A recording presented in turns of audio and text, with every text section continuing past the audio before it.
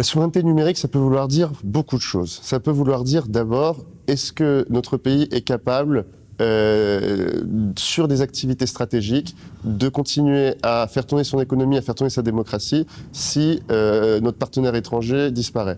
Par exemple, sur le cloud. Aujourd'hui, est-ce qu'on peut se passer des plateformes américaines, des plateformes internationales sur le cloud? Non, on ne peut pas. Est-ce qu'il y a un problème? Oui, il y a peut-être un problème. Il faut se poser la question de pourquoi en France, on n'a pas un cloud territorialement basé en France ou au moins en Europe, qui soit de même qualité, qui soit issu d'un opérateur privé ou financé ou cofinancé par le public. Et là encore, il y a quelques belles initiatives. Le gouvernement va mettre en place, dans les prochaines semaines, mois, un cloud d'État ultra sécurisés, basés en France, qui vont permettre aux applications stratégiques de l'État, quand même, nos fichiers avec nos données personnelles, d'être stockés dans des lieux sécurisés sans qu'on soit dépendant. Mais il y a la grande question, plus généralement sur la souveraineté numérique, qui est est-ce qu'on a bien conscience de tout ce qu'on fait, de tout ce qu'on décide et tout ce qu'on ne décide pas et de tout ce qui est décidé à notre place. Et là, pour moi, le grand enjeu de la souveraineté numérique, c'est la compétence numérique des décideurs publics. Et c'est ça le grand enjeu du prochain gouvernement et de la prochaine mandature, c'est il faut qu'on ait plus de gens compétents qui comprennent les questions. Une des raisons pour lesquelles on a été mauvais dans les négociations internationales des 10 dernières années, notamment sur les chapitres numériques, c'est qu'on n'avait pas des gens au bon niveau de compétence pour négocier ces accords. Là où les Américains arrivent avec des personnes qui, sont issues de ces grandes entreprises dont ils sont leaders dans le monde et qui viennent avec des exigences pendant les négociations qu'on ne voit même pas ou qu'on ne comprend même pas. Donc je veux que l'État soit plus compétent sur le numérique, il faut que les salariés, les fonctionnaires de l'État soient plus compétents sur le numérique, et il faut que les élus soient plus compétents sur le numérique. Si tout le monde est plus compétent, et ben là, on va prendre en main notre destin et notre sort, et ça s'appelle la souveraineté, c'est décider pour nous, décider pour soi, mais pour ça, il faut comprendre et il faut savoir.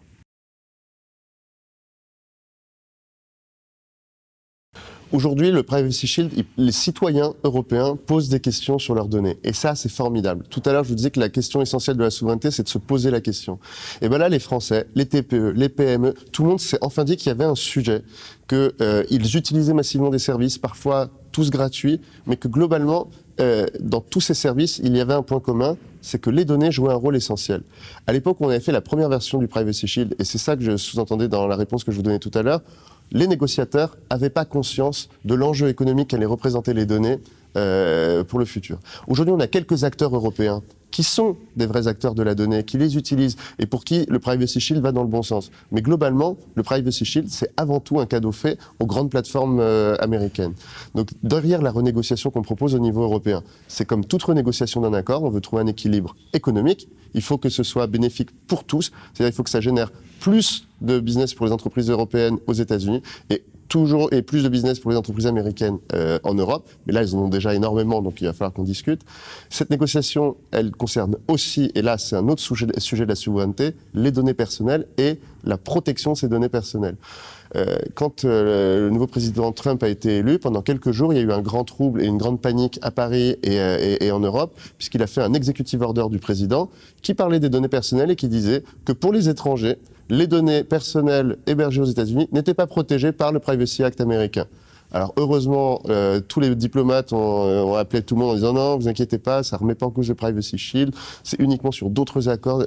Bon, ça veut donc dire que moi, ma vie entière, elle est sur des réseaux américains parce que j'utilise une adresse d'une de ces grandes plateformes. Aujourd'hui, j'ai confiance dans ce Privacy Shield, donc je me dis que mes données sont protégées, qu'elles ne circulent pas librement à travers tous les services aux États-Unis. Mais les gens ont des doutes. Et aujourd'hui, ce doute, il est légitime. Donc il faut qu'on puisse avoir une renégociation ou une rediscussion franche sur l'argent, sur la protection. Et ça, c'est très souverain, très humain et très nécessaire.